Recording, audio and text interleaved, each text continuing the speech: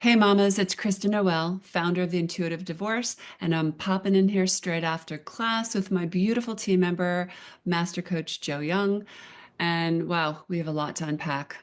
And it was such a beautiful class. Again, I know I say it over and over and over again. We never know where exactly class is going to lead us because we never know what's going on in our mama's lives. And the one thing we do know is that a lot of life is going on from week to week in between the appointments with the attorneys and the filings and the court dates and the anticipation and the emotions and the tough conversations with kids and the triggering communication with soon to be exes.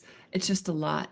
And it was interesting because we started the class and it was kind of like on a light note because we were celebrating one of our beautiful mamas who was graduating and we were all up in our feels. And it's just incredible to witness the transformation that happens in a woman when she takes agency over her life and her divorce and her self-care and her nurturing and her Mm. worthiness.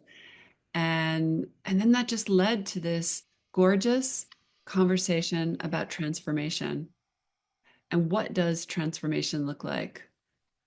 And I'm always using my butterflies, and I was all up in my butterflies today and really reminding mamas that it's like that. If you think about that butterfly, it's really just sort of like rustling to get out of that cocoon and move at its own pace and timing. And it might look different for every butterfly. And it may feel futile and they may get exhausted and they may be emotional and they may stop and sit in a pit of despair. And then suddenly a wing pops out. And then the next wing pops out. And then they're off and they set to flight. And today, when this mama was graduating, she had written us a private note and she said something to the effect of, even though I may be on wobbly footing, I have my wings and I'm ready to fly. And it was this affirmation that it's not that life is perfect. It's not that you're not going to bump up against things. It's that you really have given yourself evidence that, yes, there are tough things, but I can be tougher than the tough things and I can get through them. Mhm. Yeah, her self-trust is so empowering to watch. And we had people commenting on that today, that they were recognizing how much self-trust she has built. And she made several different comments around that no matter what life throws at her, she's got it. Mhm. And there is no greater freedom than that because life will always be life, right? But the Mhm. knowledge that you can lean in and trust your intuition. And I said, girlfriend, you are standing for everything we believe in this program. Mhm. And this is the reason we do what we do. Because to teach someone how to trust their own intuition, to trust their own decisions, to trust their discernment about different situations, to trust their ability to work with their kids. And her kids are getting the benefit of watching this beautiful butterfly emerge in her. Mhm. It's really moving. And that's where we started today. And it's not because it's perfect, to your point. It's not because it's easy. In fact, the butterfly never gets out of the cocoon without a struggle. And it's what makes your wings strong enough to fly. And Mhm. so the struggle, the difficult times can either stop you in your tracks or fuel you. They can be the wind beneath your wings. Mm. And so when we teach, when we empower these women to see their challenges in that way, and then they actually embody that change and you watch them, there's nothing more magical. It's really just incredible, really moving. It was amazing. And of course, we're in the container and women are at different stages and dealing with different things. But again, it always amazes me that when one woman shows up and shares a bit of her struggle or her story or what she's dealing with, what she's feeling, that reflection is felt in the whole room. And we started with this gorgeous celebration, and then that led into this notion. I mean, it's always constantly commingling, but the stories that we tell ourselves, how mothers We're mentioning things like, well, I have to play the buffer between my ex who's very volatile, or I have to be the one that blah, blah, blah, blah, blah. And it's like, actually, it's really a false reality. Yeah, a But lot came up around that today. yeah, a lot And came up. we can use the need to feel like I have to be a buffer to keep you stuck Mhm, in a marriage that is toxic, mhm, period. And again, we can use our challenges to stop us in our tracks, or we can say, what is this idea of buffering really about? And what is that here to teach me? mhm. And yeah, I think it's worthy of its own of It its is. I think, own you know what, we'll come back. We're conversation going to because come there back was to so that. much. Yeah, because it was something that I haven't ever really thought about. But it was the way that it was presented today, and it just hit me like a ton of bricks. And I mean, I think we've all had our own experiences with that, even in our family of origin.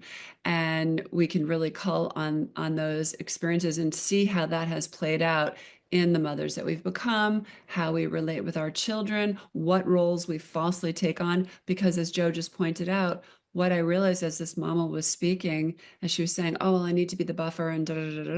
And we've all said that, right? Because again, mothers would stand before oncoming trains if they felt that they could prevent their children from feeling any pain or discomfort. But the fact of the matter is that's just not possible. And I pushed this mama a little bit and nudged her because I knew she could handle it. And I just said, "What if that is really just code for I'm afraid to take the next step?" So I'm telling myself that I need to play this role, which really isn't a real thing. But what if the reality is I'm just afraid of the next step? And that's totally cool. Like it's great. It's just gathering intel about where you are and what you're feeling and what needs you and what you need to be compassionate and gentle with. That's it.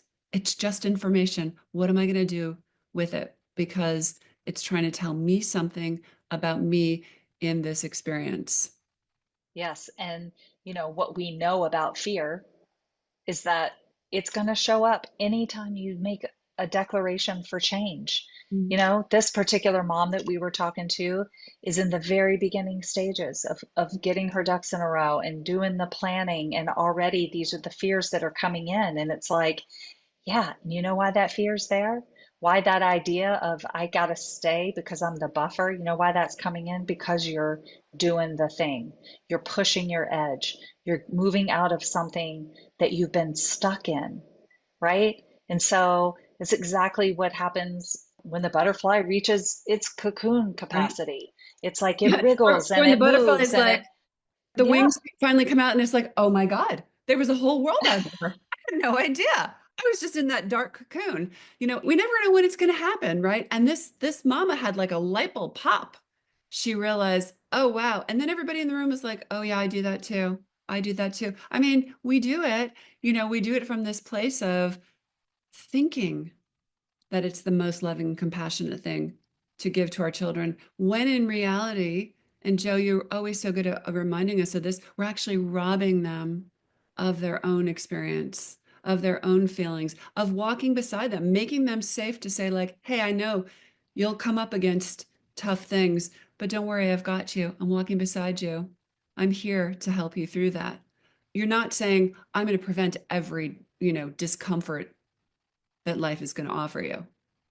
right. First of all, that's not possible. Mhm. Second of all, to exactly what we were talking about, when we do those things for them and don't give our children the opportunity to strengthen their own little wing muscles, right? Because that's what they're doing too, as they're figuring it out.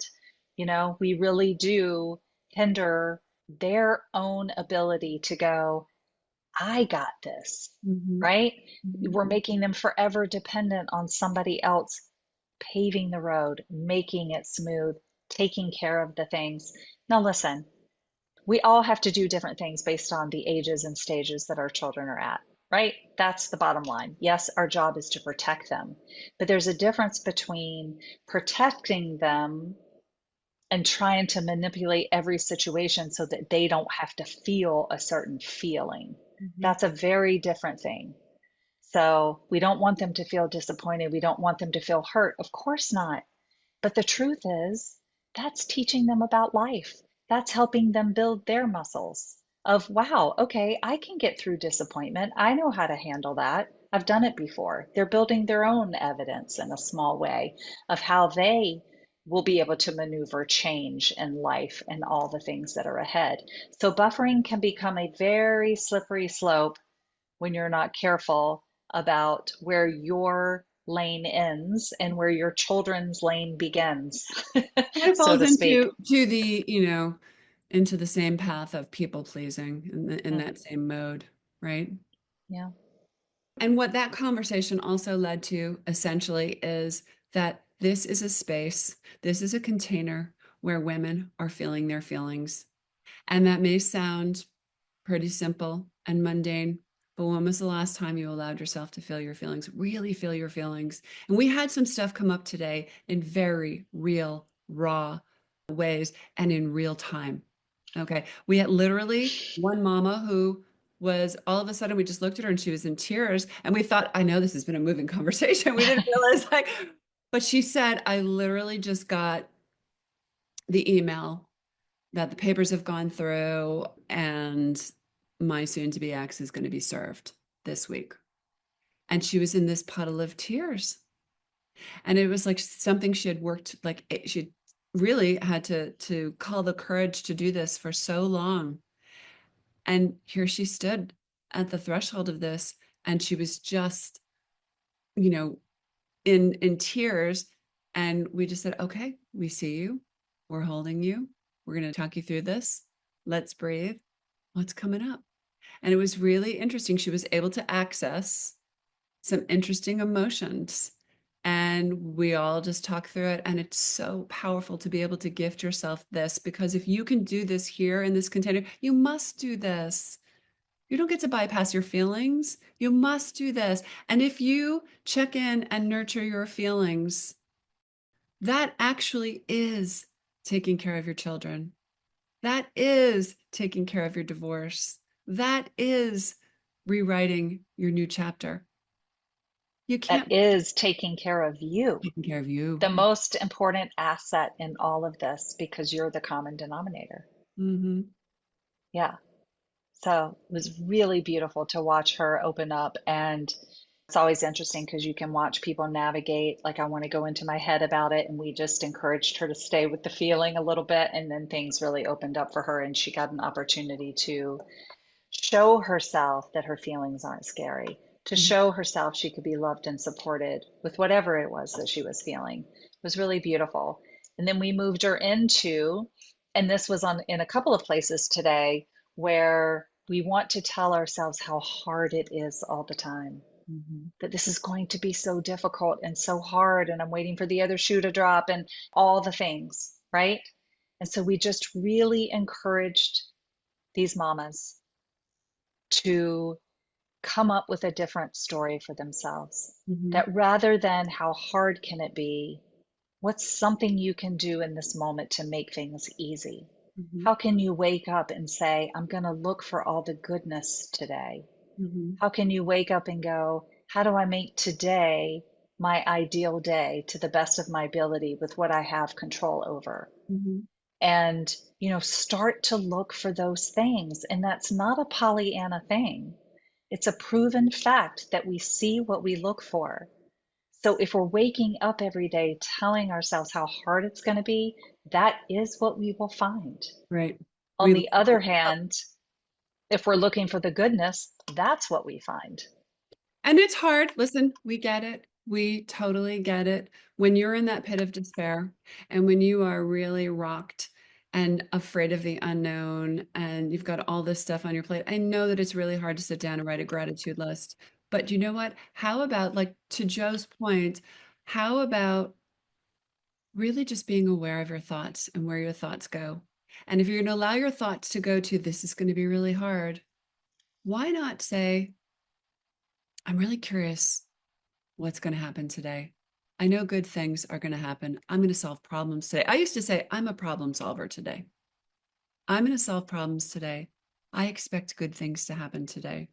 I know whatever comes my way, I've got it. Because it's a setup. It's really a setup. Be conscious about what your last thought is before you put your head down on the pillow at night. And that sacred moment when you wake up and you just open your eyes before anybody knows that you're stirring, before your feet hit the ground and you're running and off and running and attending to 9 million other things, say something that reaffirms what you want, not what you're afraid of. It's a very, very powerful little gift to self. And again, that's not rainbows and unicorns. I love that. And it's so true. And this is how we take responsibility for how we want to feel. This is how we take responsibility for setting our day in motion, for being intentional and conscious about that's a feeling that I wanted to create today. That's something I chose to look for today was the goodness, the way that I could show up and have the day go how I want it to go. And yes, there's going to be things, and that's okay, but you pivot faster and you're not out there just seeking all the ways it can be hard. That's why So, this work and this container with mamas in it is sacred mhm, because literally they get to come and we just unpack in the rawness, in the realness, all up in the feels, and nothing is judged, nothing is shamed, nothing is blamed. We actually just sit with it and we just unpack it. And, maybe we just say, is it real? Is that the truth? But this is the place to do this and have these conversations. Your children are not your sounding board. Your ex is not your sounding board. You don't want to create more pollution and more chaos in your house. And when you take the time to nurture yourself in this way, its ripples are felt and everything is transformed. And how you move through divorce and how you move through life is forever transformed because it's so much calmer. It's so much more peaceful. It's so much more grounded and intuitive. Doesn't necessarily make it easy. It just means this is the way I want to move through life. And every mama that's staring down a divorce has some little voice within her that is saying, I'm ready. I don't know what to do exactly, but I'm ready. yeah. And that's where we come into the equation because we can be there to help you intuitively feel into whatever is next for you, And it what does. your I'm telling you. divorce Yeah, is going to look like. we see it every day.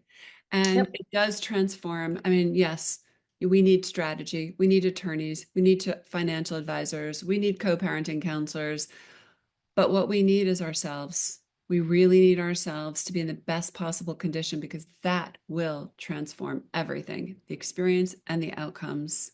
And it will inform how the condition that you're in, your children are in, and the rest of your future. So it's so important. You're important. Your needs are important. Your worthiness is important. And this is the crux of our work. So we hope that you are on our newsletter list, which you'll find over at intuitivedivorce.com.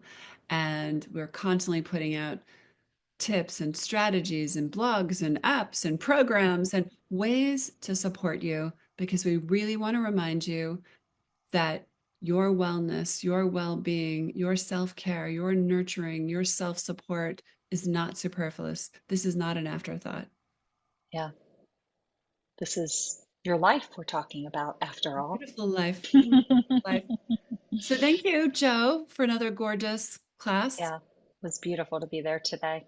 Yeah, it fills my cup. It really fills my cup and makes my heart smile just to walk beside these mamas and to see their incredible transformation and their incredible courage and willingness and capacity to embody what they desire, even if they don't know how to do it. Even if they're Mm. on wobbly legs, they're ready to break free in more Yeah. ways than one, right? Yes. Grow their wings and fly. Hmm.